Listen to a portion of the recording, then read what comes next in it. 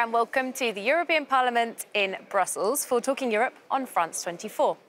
Now, it will come as no surprise to you that all around the world, people have had to change how they work because of the COVID-19 pandemic.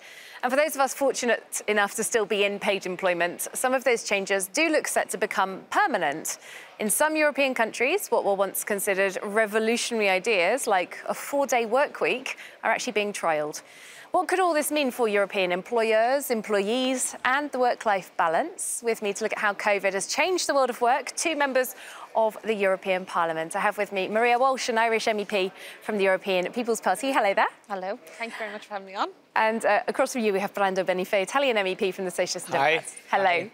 So let's get started. I think a first question should be really, has the pandemic taught us any lessons, either in terms of opportunities or risks? Maria Walsh, I know you look a lot at the mental health aspects. Yeah. And actually, we both do, as sitting on the Mental Health Alliance and Coalition here in the Parliament.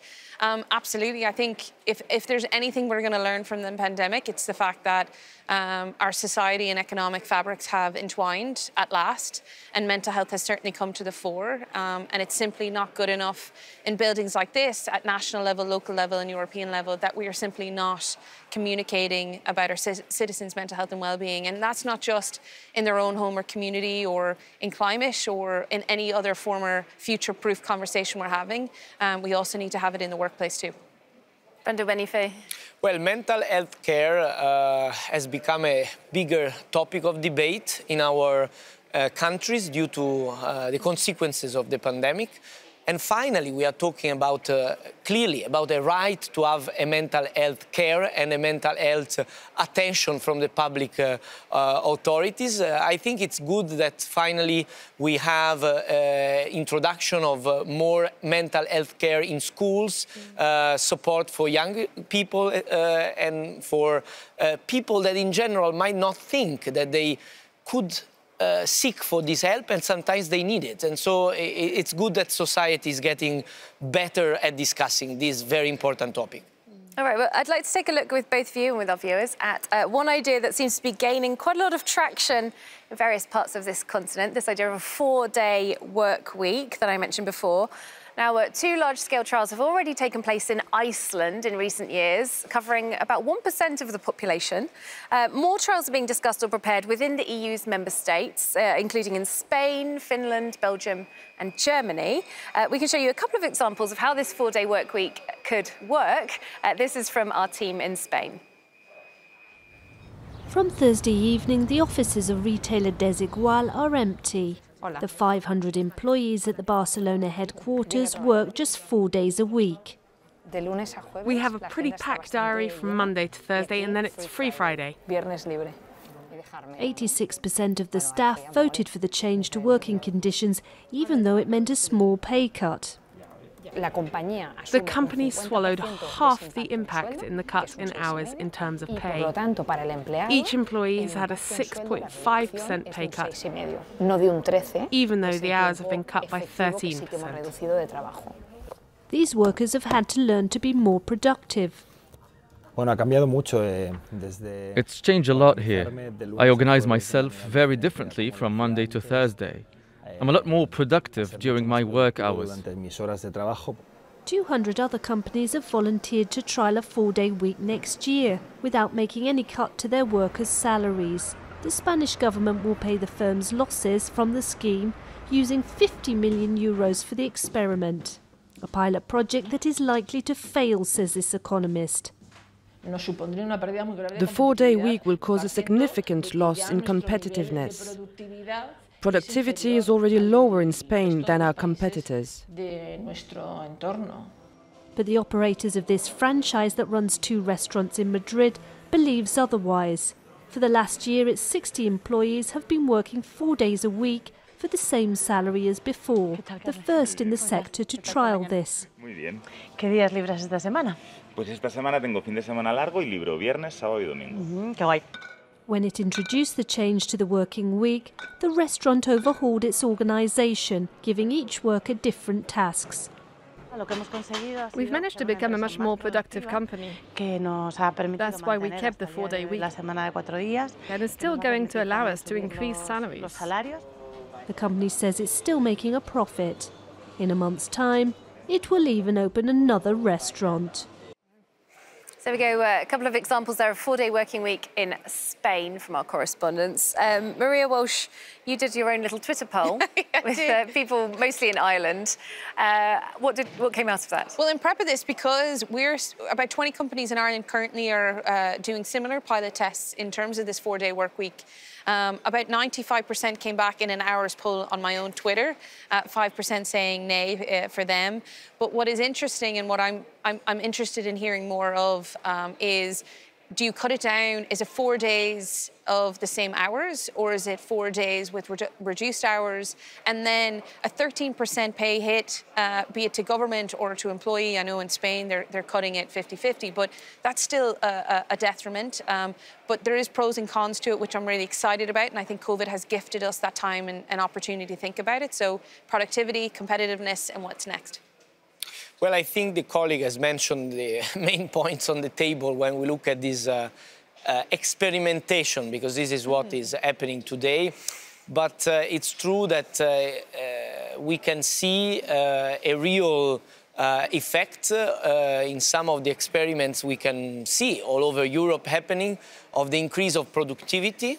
And in general, with the increase of the usage of AI and of new technologies, we will see a change in also in the different kinds of work that we will be doing in the in enterprises. And maybe this remodulation of the time of each worker, and so the 4 days week can be also a way to adapt to the technological change that we will see. So it's an ongoing process. I think it's still an experiment, but it's delivering some food for thought, at least for us as policymakers. Yeah. One thing I do want to add, and what I'm not seeing too many reports in, and I wholeheartedly agree, is the 14% pay transparency gap that we have right now for women. The COVID-19 pandemic has disproportionately affected more women. And then we have a 29% pay gap in terms of pension. So, you know, while 4-day work week, I think, could work well depending on the business you're in. I don't know, will we get away with it in politics? I certainly don't think we will. But it is the unwritten or the unspoken or the uninvestigated that we still need to discuss and really see if a pilot project is worth it or not. It's probably also not a way of organizing working time that it's fine for any work. It's probably not going to be the same for everyone, but it's an experiment, it's a trial to reorganize our work in a situation where I think that still we need in many European countries to increase productivity of each worked hour. And so if it can be organized differently with more productivity and we see results, why not going into this direction? There's certainly an argument that if you've only got 4 days to do your work, you get it all done and go home and enjoy your free time. It's interesting you bring up this issue of equality in the workplace. I want to come back on that. There have been various reports and studies that say, as you did, Maria Walsh, that women overall have been left worse off by this pandemic. It's interesting, though, in terms of flexible working. Is this a benefit for gender equality, or is it something that could make things worse for women? There was an economist at the Bank of England recently who said that women's careers could suffer more from flexible working if there's more onus in society on the women to take that flexible working, because traditionally we think of women as being the ones who are responsible for childcare. Is flexible working a risk in that sense, do you think? I mean, and to the point we've just finished up there in terms of best practices and how-tos, work-life balance directives and the right to disconnect directives are incredibly important. But as policymakers, we also have to make sure we're sharing best practices. And within that, it is the case. We also have to make sure 50% boards are representative women, and it's not just low-income jobs. And I can give you an example. About 60% of our small towns and villages in Ireland, where I represent, very rural and urban, but predominantly rural, are run by women, hairdressers, shops, post offices. So if they start going into flexi work, which is their right, then we will start losing opportunity and productivity and investment within those small towns and villages. So while I throw up the idea of a 14% pay gap that we need to lessen and shorten, we also have to be mindful that we are holistically looking at a person and making sure that they're being competitive within their own right.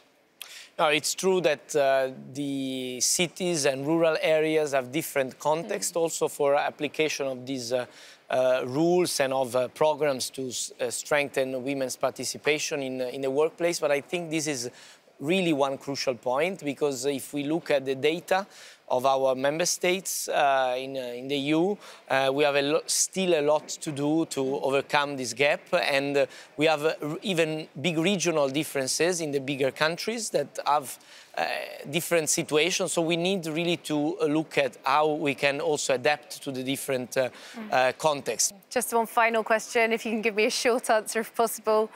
Do you hope to see more flexible practices coming in to the workplace in the future? Absolutely. I think that's the best way when we talk about, even at the outside of this, mental health and well-being has to be an integral part of every business or community organisation schooling. And if we do not have that flexibility, then we're missing exactly what COVID-19 has thrown in our face. I think we need to be very careful, because sometimes flexibility hides the detriment to the workers' rights and to the capability of defending your own wages, your purchasing power and your rights as a citizen and worker. So sometimes I know that flexibility has been misused, but in this case it's a word that can open ways of having a better workplace and a better society. So I'm wary, but also open to the challenge. OK, I'd like to thank you both very much for this discussion. Maria Walsh and Brando Benifei, thanks very much. Thanks to you for watching as well. See you soon here on France 24.